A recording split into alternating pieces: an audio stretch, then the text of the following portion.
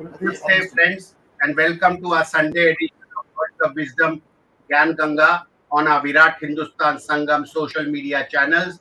We have a very interesting episode today, which is 159th episode, and we regret last Sunday due to logistic reasons we could not have our program. Today's topic is current status of the National Herald case and future prospects.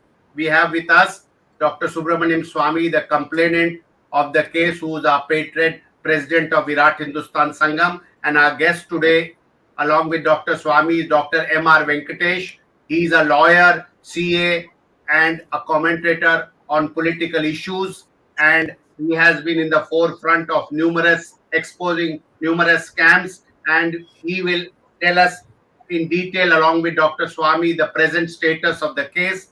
I have to thank my co-host Ramesh Swamy and Professor Arvind Chaturvedi from Delhi. And I also have to thank our technical team led by Ashish Shetty, Tejas Navalgul, Ishwar Iyer, Swaminathan, Rakesh Gadgi, Vishal Mehta, and Ajesh Nair for their support to put this program together. So with these words, it's over to Dr. Swamy to initiate this discussion on the current status of the National Herald case and future prospects. Over to Dr. Swamy. Yeah. Thank you, Jagdish. I'm privileged to be in a panel together with you, Ramesh, and Wind, and of course Mr. Venkatesh. Venkatesh, of course, embarrasses me sometimes because when the case began in Patiala House, he was called in as a witness. I mean, he was my witness. But every hearing, the judge asked me, "Where is Venkatesh?" because he had the clarity to present a very complicated subject in simple language. And I will say that he contributed heavily to our success in what nobody thought would happen. Summons issued against Sonia Gandhi, Rahul Gandhi, Motilal Vora, Oscar Fernandez, Sam Pitroda, Suman Dubey.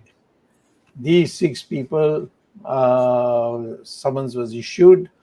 And look how fast we went. It was 2013, and on 2014, in the early part of 2014, we got summons issued. And then, of course, the delay process started. Now, who's responsible and all, maybe if we have time, we can discuss it. But the fact is that the stage today we are in is a very important stage. And now the National Herald case is grown into an umbrella of 5 cases. My original case, where I've said there has been a conspiracy to defraud the public. Then I spoke about the criminal misappropriation of somebody else's territory, some property. And then the question of cheating. So, there are 4 major sections of the IPC which we had put on them.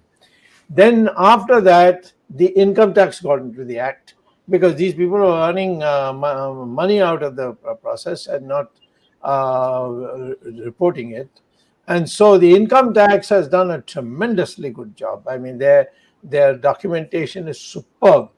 I don't have to do any more documentation. The income tax, the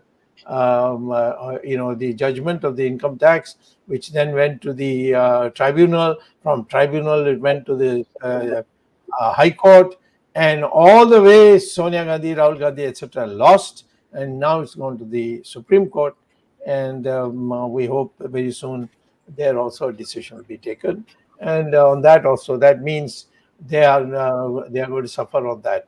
Then there is the question of having got all this land. I mean, the amount of land, buildings that National Herald Building Associated Journals Limited has got is just unbelievable. Remember, it was started during the what they call as the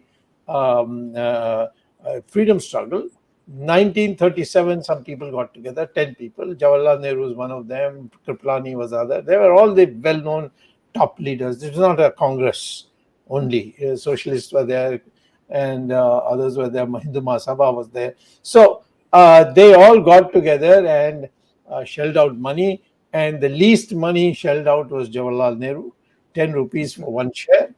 And but still they all said that you know English best of all, so for National Herald you be the chairman of it. 1947 he became prime minister, so he got somebody else, and but he used the government facilities to give the National Herald maximum. So Bahadur Shah Zafar Mark, a huge plot for almost pittance was given. They have built a huge building there, and in that huge building they began renting it out for to Tata, the computer center, TCS, or what's it called, banks, Indian Ministry of External Affairs, passport office. And even today the Narendra Modi's government has not made the External Affairs Ministry quit that place, and they're giving a fat revenue rent to the National Herald, which presently all that money is going to Sonia Gandhi and Rahul Gandhi. So that was there. And so there are about 5 cases. And there are some cases in the states also, because they have properties in the states. So this this is the saga. Now, what is the crime? The crime was this: that Sonia Gandhi, Rahul Gandhi, Motilal Vora, Oscar Fernandez, Sam Pitroda, Suman Dubey got together and created a company called Young Indian. And all the money they could collect for the paid up capital was just 5 lakhs. So I started a company with 5 lakhs. After it was started, a little before they had the company came into being, the Associate Journals Limited, which was publishing National Herald plus one Hindi and one Urdu, they in 2008 they closed down the entire printing operations and said, we have a debt which we can't service, and that debt belongs to Congress Party, because the Congress Party was giving us loans, and the loans have added up to 90 crores. So these 90 crores we cannot return to Congress. So we are closing down. All the staff, everybody is removed. I mean, they just cleaned it up. So anybody who was to get the building now would get a clean building. So it's all cleaned up by the Congress Party on the grounds that the AJL could not pay back the loan. And who is the chairman of the board of directors? It was Motilal Vora, who is also was also a director in Young Indian. So was your Oscar Fernandez there, and there were Suman Dubey, Sam Pitroda. They were all part of the board of directors. Now, then what happened is the Young Indian met, and they decided that Motilal Vora, who is the shareholder, a small shareholder, I mean, the big shareholders that time was 76% was owned by mother and son. Now, then it went to 80 after some time. And now, after the death of Motilal Vora and Oscar Fernandez, they have got 100% of Young Indian. But anyway, that's in the recent development. So they had a meeting and they decided that Motilal Vora will go to Congress Party and tell them that, lo and behold, they have closed down Associated Journals Limited, and 90 crores that you lent is gone, it's finished. They have declared bankruptcy. So it is now a dud loan that you have given. So just to see that you people are, not, I mean, your party workers and all are not badly feeling, we will give you 50 lakhs. Now, how is a 5 lakh company, young Indian, going to give 50 lakhs? That's another story I'll just come to in a minute. So they said, we'll give you 50 lakhs and you sign this entire loan to us. So for 50 lakhs, the Congress party signed over the loan of the so-called loan. Why I'm saying so-called loan, I'll tell you in a minute. Loan of 90 crores to Young Indian. So now, but who did this wonderful negotiations from both sides? In the side of the Young Indian, of course, it was Motilal Vora. But who was not doing it on the side of the Congress? The treasurer of Congress party. Who is the treasurer of the Congress party? Motilal Vora. So Motilal Vora spoke to Motilal Vora, and both of them then signed, one as the treasurer of the Congress party and another as the office bearer, and they agreed that this loan now belonged to Young Indian. After that, Young Indian went to discuss. Motilal Vora was sent to Associated Journals Limited to discuss how they can see that they can get some benefit out of this 90 crores. So, who was the chairman of the board of directors of Associated Journals Limited, which was publishing National Herald? Motilal Vora. So, Motilal Vora again went and talked to Motilal Vora, and they came to the conclusion that the company will issue 9 crores shares of 10 rupees each and hand it over to the Young Indian. Now, that's breaking all the rules of corporate affairs. But anyway, look at this. Why I'm saying look at this? First of all, Congress party should not have given 50 lakhs on for 50 lakhs, 90 crores, because they could have got the 90 crores itself. Why? How? They could have asked the company law board or the registrar of companies to take over the company and auction it. And from the auction money, because the National Herald, that is Associated Journals, had more than 2,000 crores. I thought they had 5,000 crores, but conservatively 2,000 crores.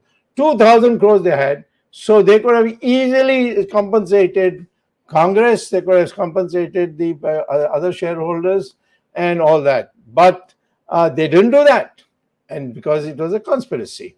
And therefore, Motilal Vora was told, issue 9 crore shares of 10 rupees each. So that's 90 crores. And give it to us. Some in the name of Rajiv Gandhi, Rahul Gandhi, some in the name of Sonia Gandhi. So the board meeting was called.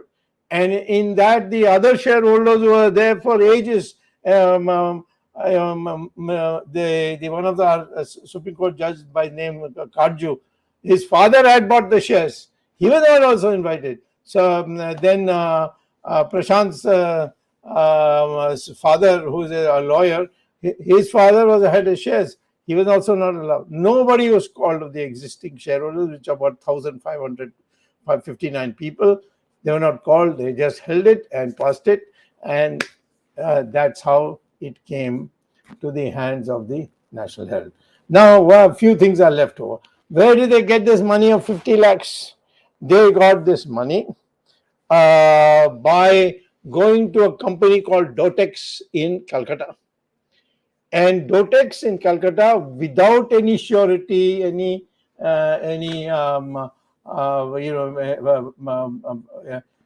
whatever that's called for giving loans, that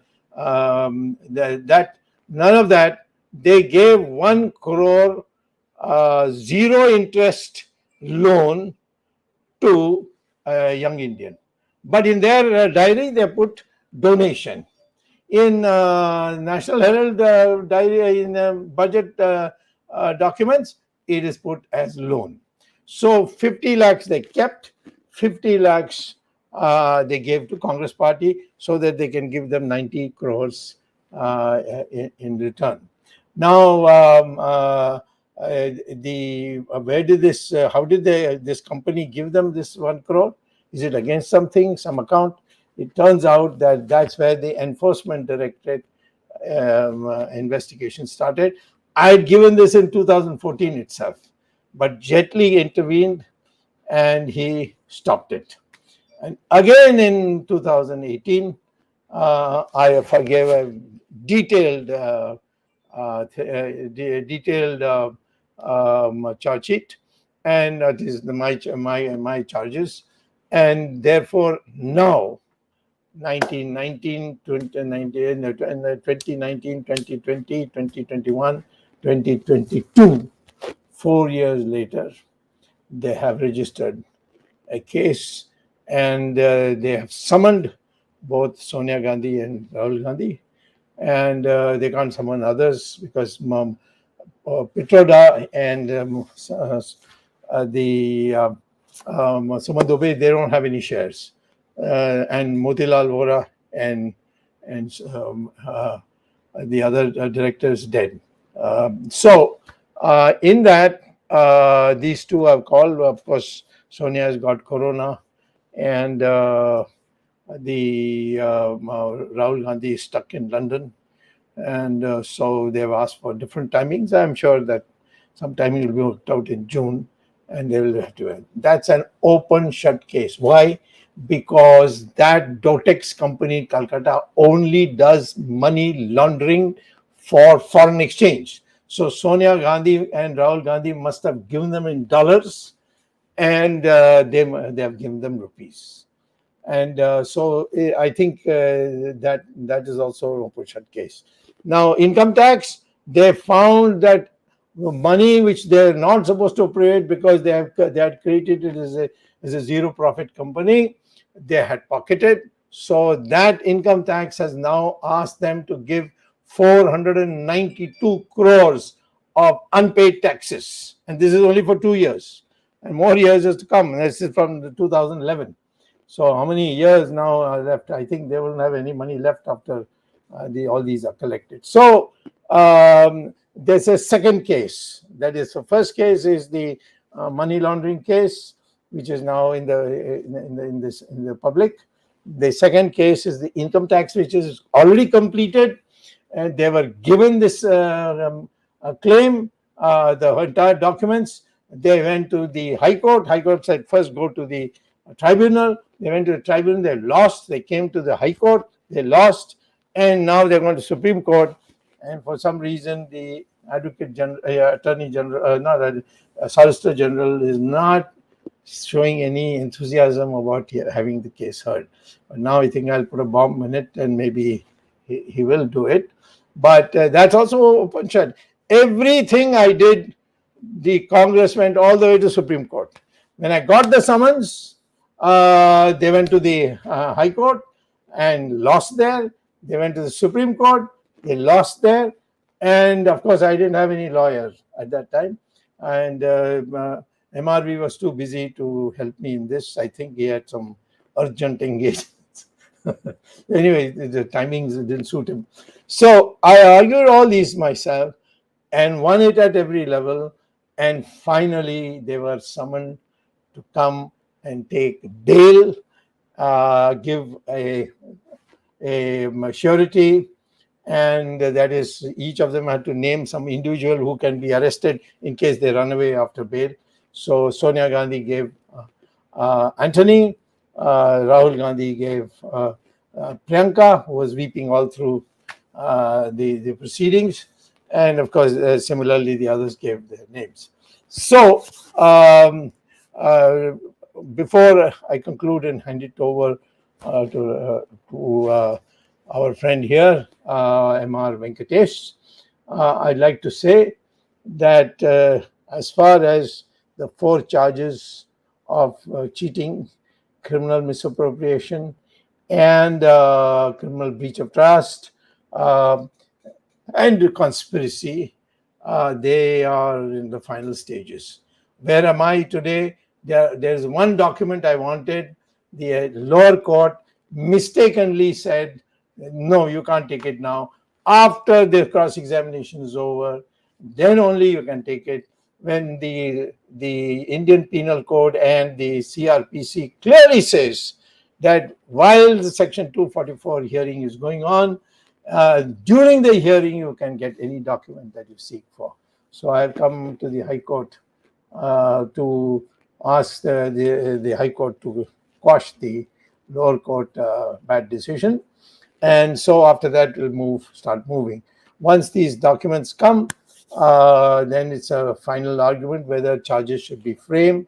Once these four things, they all add up. By the way, if I add them up, it comes to about 18 years of imprisonment. But there is one other 409, which I have yet not included as the fifth charge, and that is life imprisonment. So, according to the criminal law, if a person who's a public person has been able to do a private transaction of this kind, then you can give punishment up to life imprisonment. It's very, very, very 409. I think it's been rarely used, if I'm not wrong. But anyway, there you are. So everything is set. We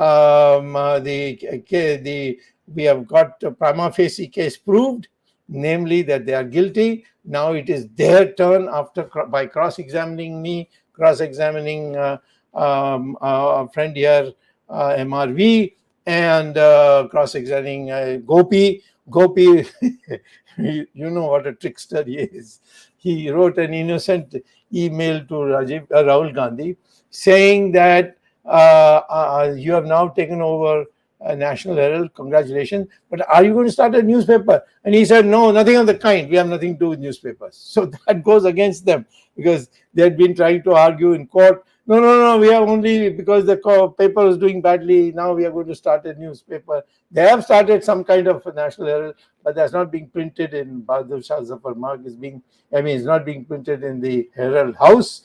It is being printed in Indian Express. So, it won't allow. So, housing development, if Hardeep Puri stops going abroad and to Ukraine and God knows where all he keeps going, and concentrates on this, in 2 weeks, that building can be taken over the government. We have already won it at the level of the High Court. It's now lying in Supreme Court. It's a easy matter, but Hardeep Puri doesn't seem to have any time. He's going around gallivanting around the world. I don't know why Urban Development Ministry should be traveling around the world, because it's all properties all within India. But anyway, there have been many delays. Some people also feel bad that Swamy is taking all this publicity and so on. But I'm also hardworking. We got friends. We got a team. Now we got Satya has also come. He's just graduated and done about 1 year as a lawyer. And we have got Vishesh Kanodia. So we have got, for earlier on we had Ishkaran, but now he's grown so big that he has too many cases. So I thought I'll give him relief by, let him pursue his career. So therefore, today, all we need is regular hearing, not long adjournments, and you will see that they will have to spend a long time in jail. And people never thought they will ever be even called to the court and asked on a summons and then take bail. Nobody ever thought like that. But it happened. And at that time, I did not ask them for their imprisonment, because when you are not convicted and you put in jail, then it's only a matter of time before you come out after all the interrogations are over. And then, of course, during that time, the Congress fellows will do bhajans outside Tihar jail, create a big nuisance. So I thought, let them get convicted. But the Prime Minister has been saying, bail Gadi. Well, for all the hard work, he's getting some benefits. I'm very happy. I hope he's grateful. But today, on 5 different angles, we are fighting. This is not only National Herald case of some building being taken over, but it's a cheating. There's a question of money laundering. There's a question of misuse of the buildings. So many income tax. So all these put together, we don't need any more cases against Sonia Gandhi and Rahul Gandhi, because this is enough to keep them out of the political picture for a long time. So over to MRV, who is our Sherlock Holmes, and he will be able to tell us now some of the intricacies that lie ahead and have in the past we have overcome. Over to you. Good evening, Dr. Swamy, and thank you once again. And I must be ever grateful to you for giving me this opportunity to be your witness in this case, because it pitchforked me into the national political arena and converted a humble accountant into a ferocious lawyer. So this is that landmark case. I remember one deary afternoon when he called me and said, "Will you be my witness?" I didn't even blink an eye. I said, "Yes, sir," but I didn't even ask you why and what for. And the rest, as they say, is history. So coming to this case, before I go into, you have explained all the important aspects of it, so I don't want to duplicate it, but there is one interesting fact as an aside. All of us know the Satyam scam. The Satyam scam was done by Ramlinga Raju, who was writing software for various companies, various banking companies. So the master copy of the software was in his house. So there was a master copy of the software which was in his house, and another software was given to the banks. So he used to use that software to create term deposit receipts in his own house and give it to the auditors and others. It looked as good as the original, because the original software is in this computer. So I understand how he manipulated the whole system. So the auditors would look at the whole term deposit receipt. They would look at as good as the original. Now, coming to our issue here in National Herald, let us assume that I have given, or let us assume one X has given a deposit of 1 crore to State Bank of India. 1 crore rupees deposit to State Bank of India. On a Saturday afternoon, he goes to the bank and says, "I want to withdraw that money." The bank says, "Look, today is afternoon of Saturday. I don't have enough cash in my chest. So what do? You come on Monday." The man says, "No, I want cash immediately, today." So I go to him and tell him, "Sir, you have a 1 crore deposit. I will recover that 1 crore deposit from State Bank of India. Don't worry about that. But for giving me that right, I will pay you a lakh of rupees, just 1%. Take this 1%, 1 lakh rupees, be happy about it, spend your weekend very happily with your family. Meanwhile, on Monday morning, I will come to the bank and recover 1 crore of rupees from State Bank of India." The man also happily takes that 1 lakh and goes away. On Monday morning, I come to the State Bank of India and tell them, "Look, I have a right to recover 1 crore of deposit, and don't give me 1 crore of rupees. Give me your share. It may be worth 900 rupees in the stock market per share. Give me 10 rupees share at 10 rupees each." So that is the second part of the scam. The first part of the scam was to cheese off so-and-so on Saturday morning. The second part of the scam is to cheese off State Bank of India on Monday morning by taking their shares at 10 rupees when they are worth 900 rupees, say, in the market. So there are two legs to the scam. But there is a master scam also. The master scam is that the term deposit of 1 crore itself is a fraudulent one, which never existed. So let me remove these three characters. There is Congress Party, then there is Young Indian, and then there is AJL. AJL is the State Bank in my example. Congress Party is the person who has deposited 1 crore rupees, and I am Sonia Gandhi, Rahul Gandhi, etc., Young Indian. So I am the person who cheeses off everybody. Now, what has happened here? Everybody knows the first two limbs of the story. That is, they took the company had hundreds of crores of property, but Congress Party had lent 90 crores of money. So Young India, AJL, which is the recipient of the loan from Congress Party, says we are unable to repay 90 crores back to Congress Party. Then, as Dr. Swamy said, Young India steps in, buys that right to recover the loan from AJL for 50 lakhs. Dr. Swamy also explained how that 50 lakhs came. It is a book entry from Dotex, which is itself a shady company. Okay, so that part is well understood. Congress party using that 90 crores of Young India using that 90 crores right, getting that shares of AJL is well understood. But what happened to that loan of 90 crores? Did Congress party give 90 crore rupee loan to India? AJL. That is the question. Repeat. Did Congress party give 90 crore rupees of loan to AJL? This is the question. Now look at what the income tax assessing officer has found out. The alleged loan of 90.21 crores was an artificially inserted step in the form of a paper entry of an amount which was sufficient for allotment of 99% of shares in AJL. There was no money flown from Congress party to AJL. It is basically a book entry because, as Dr. Swamy said, Motilal Vora was the treasurer of Congress party. Motilal Vora was the treasurer of AJL also, was the director of AJL. So he could pass an entry in the Congress book. I have paid 90 crores to AJL.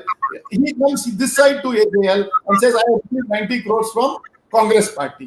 But there is no money that has actually flown in. So this is a sham of the highest order. This is a bogus entry of the highest order. And we smelt it as early as 2013 or 14. Now, Dr. Swamy will recall why Dr. Swamy starts with a very important fact that the ED notice says that on the basis of a complaint by Dr. Swamy, that this ECIR has been registered. The reason for it is we got the trial court issuing summons, issuing processes to Sonia Gandhi, Rahul Gandhi, etc., somewhere in June 2014.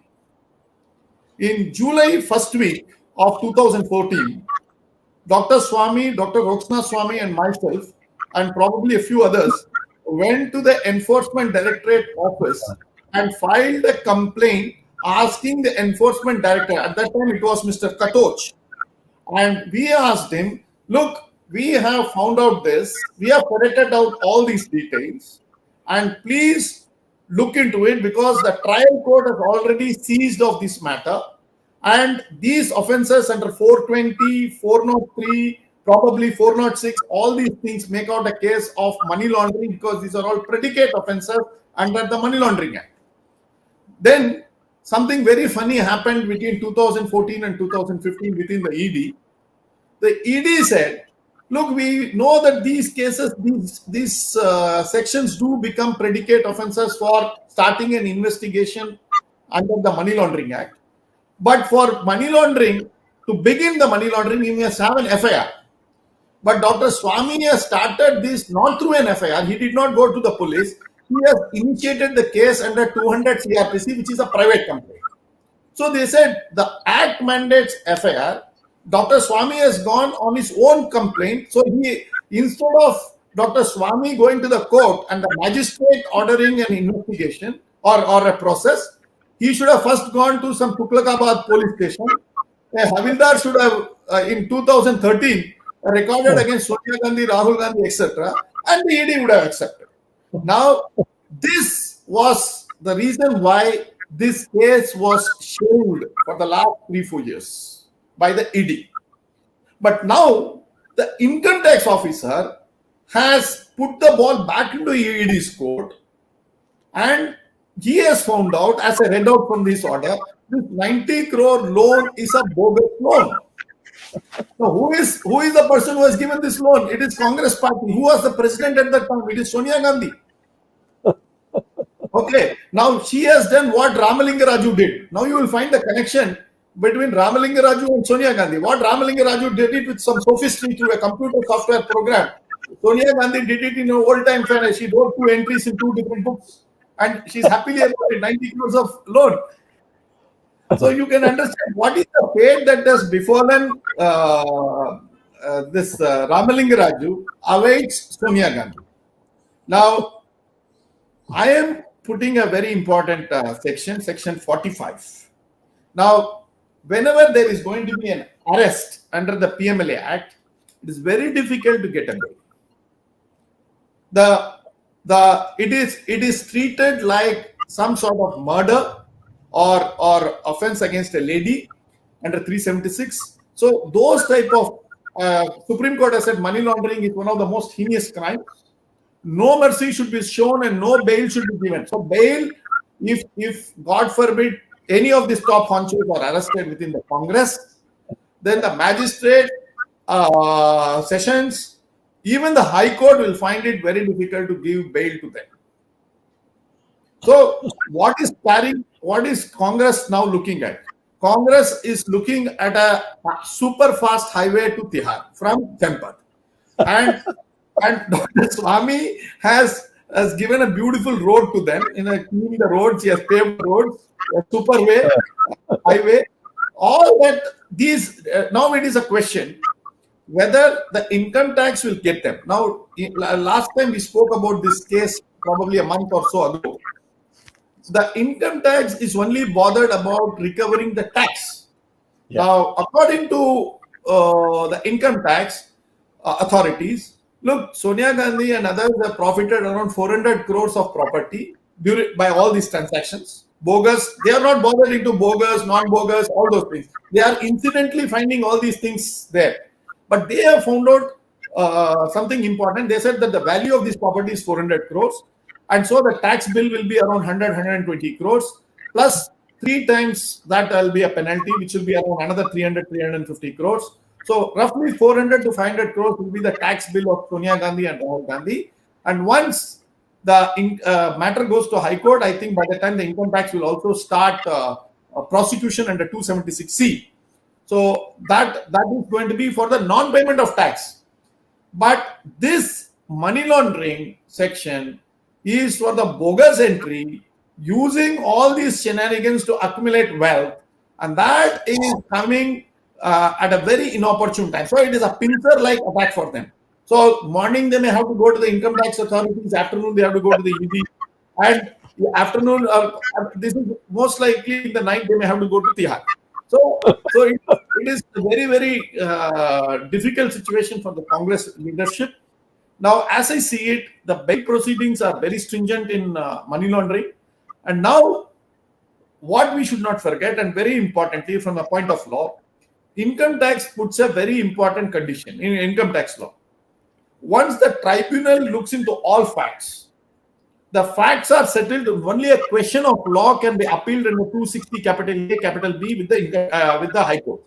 The income tax authority have repeatedly called Congress party and told the Congress party, did you give 90 crores of loan to AJL? If you have, produce us the necessary details like bank entries, vouchers, something to prove that you have given 90 crores. The Congress party has not ever replied to the income tax authorities. After several notices to the Congress party, the income tax authorities have come to this finding that this entry is bogus. And this we suspected in 2014, but at that time we didn't have the coercive arm of the income tax authorities or the ED to come to a definitive conclusion. But that is why we made this complaint to the ED in 2014 July. If I remember right, it was 7th of July. So now we are almost in July 22. So after 8 years, the ED has woken up, and they were perforce forced to open up after a long slumber like Ripu and Winkle, is because that they are compelled by the flow of events. And the biggest event is income tax authorities have come to a definitive conclusion: this 90 crores is bogus. If 90 crores is bogus, money laundering becomes automatically proved. If that is proved, Sonia and Rahul's visit to, they are becoming Tiharapatis is certain. So at this point, I will stop. And if there are any questions, any further. Let me add in the beginning. Yeah. It means that they also did fraud in participating in this 90 crores. Yes. In the sense that Motilal Vora was a chairman of the AJL. He was also a director in the Young Indian. So was the other board members. Yes, Oscar Fernandez, and so they were all part of the thing. So they were there. They were in Congress. They were in this thing. This is an unbelievable thing that somebody is buying from somebody and you're actually buying from yourself. It can't be a bigger fraud than that. So my charges are cheating, criminal misappropriation of property, which is all this property, and this property is all over India, huh? And Yes. Even in Panchkula and so many other places. So plus this cheating, all these things put together with that 409, which I'm going to add very soon, section 409 of the IPC, which says that if you are in a public, if you're a public servant and you do fraud, then it is life imprisonment. Now, what can I do? I mean, the law must, be. We have to fight for the law. I didn't come in. It's not my fault that you went and did this fraud and tried to make money this way. So, if they go to jail and for life, well, I mean, they could change their citizenship and run away. That's another matter, but that's between Amit Shah and them. I have nothing to do. Although I have there also a petition lying that he is not an Indian citizen because he has taken British citizenship, and Amit Shah is just sitting on it. He won't, act on it. I don't know why, but anyway. So he has MRV has beautifully explained it, and the question is that just have to understand. In the end, I would like to say, National Herald was a newspaper printed by Associated Journals, and it declared bankruptcy because it couldn't pay 90 crores given by Congress. Congress never gave them 90 crores. So they're committing perjury also, because on oath they have said we gave. So perjury is also one more charge we'll have to add. So there's no 90 crores. And on the basis of the fact that 90 crores could not be paid, you created 9 crores of 10 rupees each shares and gave the board members of Young Indian 99.1% of the shares of AJL, Associated Journals Limited. So, I mean, this is a gigantic fraud. I think in the world, it will become world's biggest fraud. I'm telling you, once all these 4 different investigation, income tax, and this housing development, housing matter, and housing ministry matter, and then this ED, all these put together, I will say that this will become a classic text for every detective school and every IPS exam and so on. It's such a big thing. And I have to thank my colleagues. I must mention one colleague who first saw it and brought it to my attention, and that is J. Gopikrishnan. Such a simple-looking guy. He's a journalist in Pioneer, and he came to me and he said, "This is there." And then we sat together. There were 2 young lawyers. Some of them are now they have independent practice. We all sat together and we drew up. We pieced it all together. We couldn't get documents, but slowly started getting documents. And so now we are in this situation where I would say that this would be a big plus for BJP. So don't feel jealous if I get credit. The BJP is going to be the ultimate beneficiary, and BJP fighting corruption. This will stand by itself enough for at least 3 more general elections. Over to you, Jagdish. Dr. Swamy, my question is that the income tax matter as well as the land matter, that is the DDA matter, which is coming under the Urban Development Ministry, both are pending virtually for last few years in the Supreme Court. While in appeal, yeah. while in the lower court, many of these have a fast track court. So what prevents the Solicitor General to get up in the Supreme Court and make an application for expedited hearing of these pending cases? Very good question. The answer is that he doesn't want to. That's all. Why he doesn't want to do, I can't tell. I can guess, but I won't tell. Yes, Okay, I get my maybe next question. Venkatesh has some angle on this. I don't know. Yes, Mr. Venkatesh. I have no. See, I would only guess one thing, that somewhere somebody believes that this case has to be kept in some sort of hibernation mode, and just push it once a while and go to sleep, and probably take another 5-10 years before this case comes to a logical conclusion. And there is only one inescapable conclusion, that there is a road to Tihar. I would only doff the hat of a professional and say that this is an open and shut case. But when it will be proved in a court, how it will be proved, who will be the judge, who will be the Solicitor General, all these are matters which I think Dr. Swamy is far more qualified than I am. But it is an open and shut case, and the roads to Tihar are in a freeway. Yes. Dr. Swamy, this is a question again. These guys, I mean, Sonia and Rahul and the gang, is there some kind of a thing that they keep continuing to delay this? Is there something that you can make them do this, or they just have to take that course time, whatever it goes? Is there anything that says that you're unnecessarily delaying the case? The issue is there are two ways to delay. One is being some technicality. And has happened in this matter, getting some documents. I'm entitled to get documents when there's cross-examination. See, I am once the prima facie case is proved, then the next step, the prima facie case is proved without the accused being there.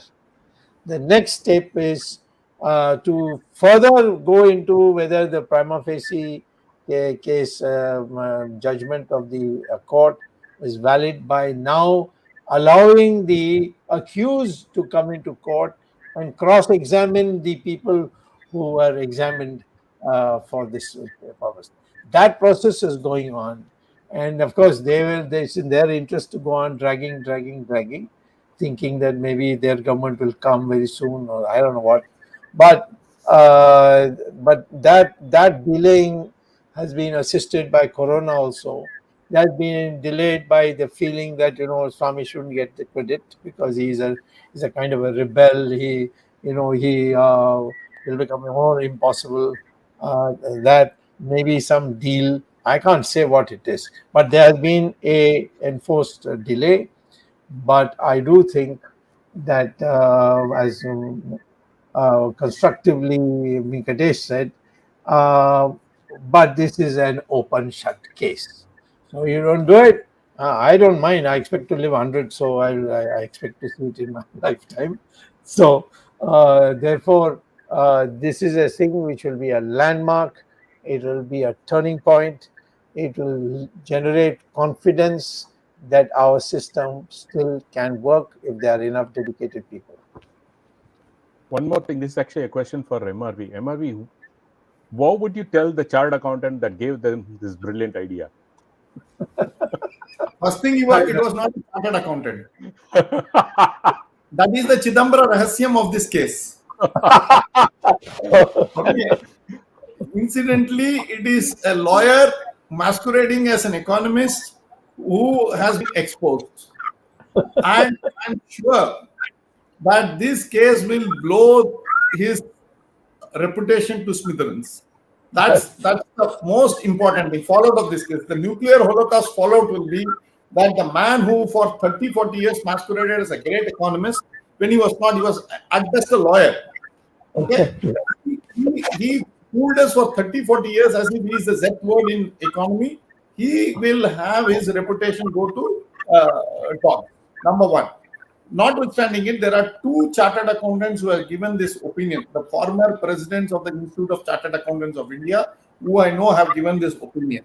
Now, if it comes at that point in time, we definitely know we will get those opinions also. I'm sure they will also produce it in a court of law. At that time, it will be fun watching Dr. Swamy cross-examine them. And all of them are going to say that we never knew that this 90.21 crore was a bogus loan. I'm sure they're all going to say, and we are going to ask them, how did you come to this conclusion without even examining it? Yeah, that's right. One thing I would add, you see, obvious that if Congress owed 90 crores and the building Some problem. should have got taken that 90 crores. Why didn't you do it? So it was. There was a hint there itself that there was something fishy. One more. We go ahead, complete. Then I have another follow-up. The worst part of this scam, the worst part is Congress workers who paid money to Congress party got cheated by the leaders of the Congress party. That is the scam in its ugliest truth. The ordinary Congress worker who believes that he's Neta, and I have greatest of respect for the Congress worker because they believe that the Congress party will deliver this nation to something greater. And they put their money, their hard-earned money into the Congress kitty. And their own leaders have embezzled through a nefarious design. It's the most disgraceful thing. And I am with Dr. Swamy that this is the textbook case of breach of trust. Because this is not only Section 409 in its grand sweep, it is 409 even in a very philosophical level. Because the people who paid money to the Congress party have placed their wealth on a trust with the Congress leadership that they will use it for political purposes. Yeah. Good, bad, ugly, that's entirely different. We can argue with it. But they have placed it with utmost trust on these people. These people swindled it and privatized Congress party's wealth is the most obnoxious thing that can ever happen. One more MRV observation. You just mentioned a lawyer masquerading as a finance minister. There is another lawyer who masqueraded as a finance minister who said all they can do is return the money and this thing is no longer Yes. Mr. Arun Jaitley, I got to mention that the former... Two Shakunis at the same place. One thing I have to say, that finance accounts are too serious a subject to be left to lawyers. And this is my understanding that I have been on the other side of the fence also, and I have been on this side of the fence. So it is very difficult to understand economics. Though I dabble in a bit of understanding, I am still a student of economics. To understand economics is totally a different ballgame. You leave it to professionals. Likewise, accounting, finance is a totally different ballgame. You leave it to professionals. Likewise, lawyering is a totally different. Advocacy is a totally different ballgame. You leave it to a professional. You try to say you are master of all these things makes you an utter fool in the most important case of your life. Yeah, there was one question somebody asked whether the loan could have been given in cash, so there is no record. No, I mean the question is impossible under the laws. Yeah, go on. No, if If Congress party has given, I have an answer to that. If the Congress party has given loan by cash, 269 SS and 269 T of the Income Tax Act prohibits you from giving more than 20,000 rupees. So for giving 90 crore rupees to 20,000 rupees per year, it may take 180,000 years or something like that. So forget it. Okay. Jagdish, you got a question or we go to Arvind? We are heading to 9 o'clock. Yeah, Arvind, let's go to Arvind. You have a question? Dr. Swamy, I have a different question, which is actually new dimension to this issue. Against your complaint, Rahul Gandhi had gone to a court asking this case to be dismissed. And the judge, of course, he went in favor of Rahul Gandhi. But what he wrote is very important. He said, probity of a legendary national political party is under scanner. This is how he started with judgment. And then he went on to say, the court is of the considered view that the gravity of the allegations leveled against the petitioner was Rahul Gandhi, has a fraudulent flavor involving a political party. So my question is about political party. By the way, Election just an interruption. That case went in my favor. They couldn't get. That is Sunil Gaur judgment in 2015. That is totally in my favor. They wanted the summons to be quashed. It was a quash petition. So he did not quash the summons. He didn't quash, and he said all this. Yeah. So the Election Commission has representation of People's Act and has several rules. Election Commission monitors the expenditure of the candidates in the election, and also the political party is supposed to give income tax return every year, or the expenditure returns. I mean, in order to find out whether any corrupt practice is involved. Now, in this case, when it was very clear that there is a corruption case by a national political party, why did Election Commission did not act? Corrupt practices of Congress or any other political party should be subject matter of Election Commission action. But no action was taken Election Commission. I'm sure there were some complaints, but these complaints were overlooked. I had a complaint. Yes. Principal as a lawyer read out that in the court. Yeah. But it was declined on a technicality. See, because what is banned is making a commercial use of the money of the party. Right. But giving a loan was not. So that mixture took place, and so once this case is decided, yes, against Congress political party, can EC be approached again for derecognition of Congress party? Of course, 100%. 100%. Of course, subject to political pressures on both sides. Yeah. Well, let's conclude. No, Dr. Swamy, I have a question.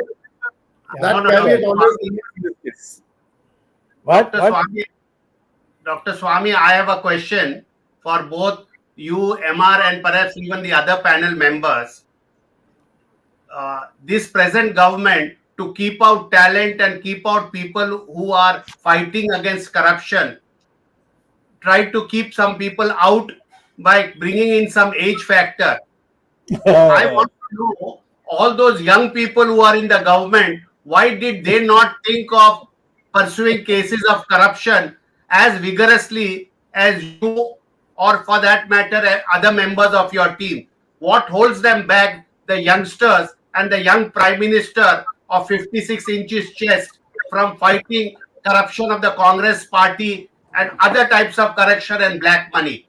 I want any comments from MR Venkatesh, Dr. Swamy, and others. What prevents them taking a proactive role to fight this corruption? Why private citizens like you have to come forward to fight this corruption? In fact, my dealing with the officialdom or the babudom, as I call it, that in the last 8 years, corruption has increased manifold. There is obviously or apparently no corruption at the ministerial level, but there is extraordinary corruption at the babudom level. Let us be very clear. So it matters very little to me that I don't pay a minister a bribe, but I have to pay his secretary a bribe. Now, this is the sorry state of affairs. I had tweeted also, for which I had received a lot of flack. But the fact of the matter is, IT, GST, EB, CBI, and the SFIO have become Rottweilers on the problem. And there is extortionist demand on several people, ordinary businessmen, ordinary people, which is going on in this country. So, in this particular matter, I would only say that the fight against corruption has probably not gone beyond sloganeering for the last 8 years. It has to be taken to a very logical conclusion. The disproportionate amount of discretionary powers given to the lowest level of the bureaucracy is causing this havoc. Last week, 2 chartered accountants were arrested by the Gurgaon office of the GST. And the entire chartered accountants, for the first time, chartered accountants usually never show their spine even in an X-ray. They suddenly became so vigorous. They came to the office, they did dharna, and a good group of them met the finance minister to tell what is the extortionist way of functioning that is happening within the GST. So all these things, unfortunately, continue. So it is only that there is no ministerial corruption, but there is administrative corruption has increased manifold. This is the truth of the matter. No, Dr. Swamy, before you respond, I have to cross swords with M.R. Venkatesh. Under the Prevention of Corruption Act, if the government or the action of the minister even was to favor some industrial house or some bidder, is that not corruption? Sir, obviously it is corruption. But Sir, when Pawan Hans Airline and the Electronic Corporation of India, two public sector undertaking, were auctioned and was about to be given to some benamis of anybody, how do you say they could not be ministerial corruption? Maybe it's not coming out in the media, but you cannot just bait the bureaucrats. If you can't control the bureaucrats, that means either they are paying you or you are totally inefficient. These two public sector companies now have been put on hold because there is some hanky-panky in the deal. Pawan Hans and Electronic Corporation of India. What about Air India? Plus Air India. Everything is going on as it is going on, but these three public sector companies too, they themselves have admitted it.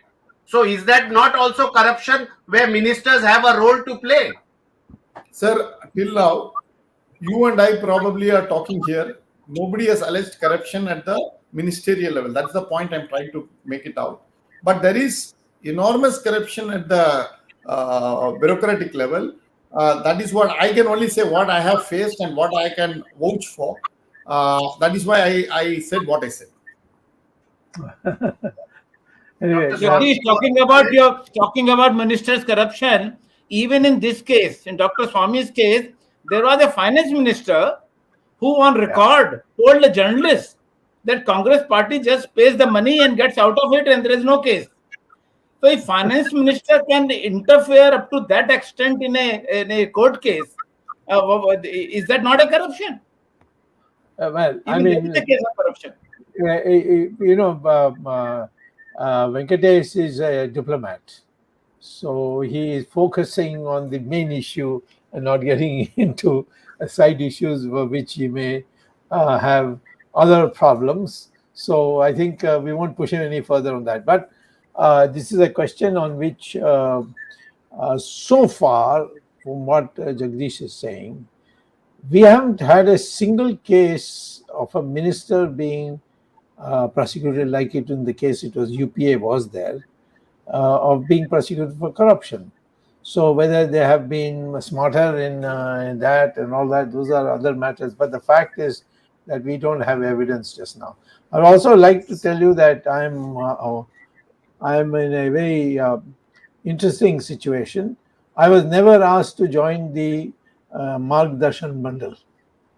I did get a member of parliamentship in 2016, and there were many other posts which were offered to me, some of them becoming non-political and some of them going away from the country. For instance, the BRICS Bank, which had a fantastic salary, but I didn't want to leave the country, so I didn't go. I was to meet the first president of the BRICS Bank, and the Prime Minister had made special efforts to see India got it. So the issue basically with me is different, that I am not a person who will compromise once I get on the move. And that in politics, most people don't like it. There were days in the past when it could, but now they talk about adjustability. Even these chamchas of Modi and Amit Shah who come on Twitter, you only say that you don't listen to anybody. A minister is supposed to not listen to anybody. He's supposed to do his job, and then where the matters are required cabinet, they will go to the cabinet and do it. But today, nothing gets approved by any minister on his file unless the PMOs put its signature. That's a kind of centralization we have never had before, even during the emergency of Mrs. Gandhi. So That's where the problem comes, that I'm not controllable, you see. And I'm happy I'm not controllable, because I was never controllable as a little boy also. And my parents always had this feeling. I'm sure that my family also feels I'm uncontrollable. But controllable has to be, I'm not wild in the sense I go after something, then I don't let go. And that, I think, is something that is a desirable quality. And people in our society make that as something which is something that is not good. It's like telling a girl you will not get a marriage in arrangement. You will not get a bridegroom in an arranged marriage if you are seen as either very talkative or someone who will give a reply. So, be as humble as well obedient like a cow. These are things which have inherited from the Mughal and British times, and I think it's time for us to be more open, speak more openly. And I do say that I'm criticizing the party in policy matters, and so far the party doesn't like what I'm doing, and I'm not in part of their social circle. But the fact is that the party has put up with it, and I have to really thank the RSS for bringing that kind of culture into our political party, that policy issues can be debated and discussed even publicly. Thank you, Dr. Swamy. Arvind, Dr. Swamy and Ramesh, Miss Dr. Venkatesh, there are a lot of questions from viewers here.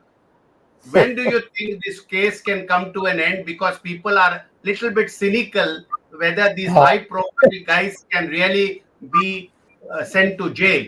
I know, Dr. Swamy, you have a very good track record for virtually after 20 years, you did send people to jail from Tamil Nadu. So, but people just want to know when will this high-profile guys go to jail. That to jail, Lalita. Yes. They just want to know when will this high-profile corrupt Congress crook, dynasty crook will go to jail. Well, before anyone answers, let me just give a short answer. This question of time factor is a very dangerous thing, you see. And what will happen is somebody will do shoddy work. Where the circumstances are beyond your control, there's nothing you can do. But I would think that judging by international situations, I don't think that the cases that I have had so far have been unduly delayed. Even National Herald, all said and done, this is less than 10 years. I can tell you in America, cases of corporates, here Ramesh will be able to tell us. There are cases against corporates has gone for a long time, and especially America with all this discovery and interrogatories and so on, it can delay things for a long time. So I don't think we need to be unduly critical. What we have to guard is rigging of the system. There is a system, for example, many of my petitions don't get listed before judges because at the registry level, it is managed by some of our people in government. That's a very sad thing. I've tried to break through it, and I hope it happens. That the government itself, the Prime Minister and the Home Minister will see to it that these things are not allowed, and the judiciary is allowed to have its own methods of selecting cases and rejecting cases.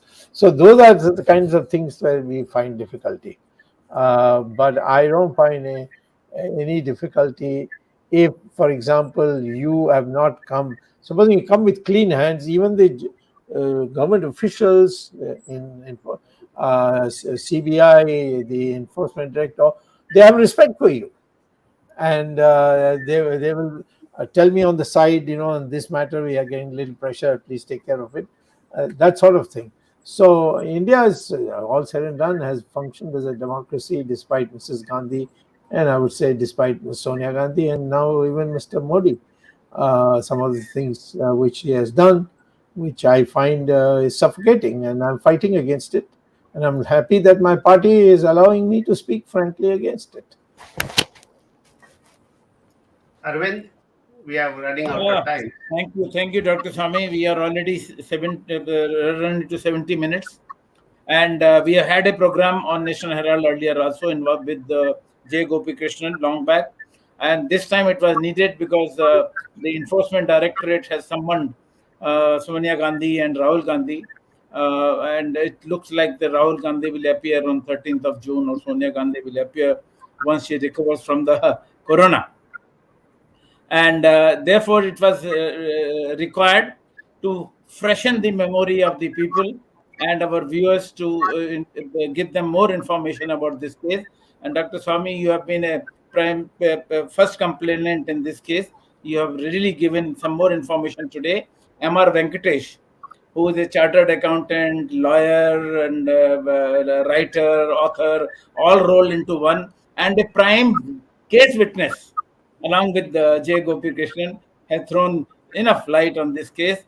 Thank you very much, both of you, for giving such information to our viewers. And we conclude this program with this note, with thanks to my co-host Jagdish Shetty, Ramesh Swamy, and the technical team headed by Ashish Shetty, Ishwar Iyer, Gadgi Rakesh, Swaminathan, Tejas, Vishal Mehta, and Ajesh Nair. Next Sunday, we'll be meeting again with a new topic in the 160th episode of Words of Wisdom Gyan Ganga with Dr. Subramanian Swamy and another guest. Till then, Namaskar, Jai Hind. Jai Hind. Dhanyavad.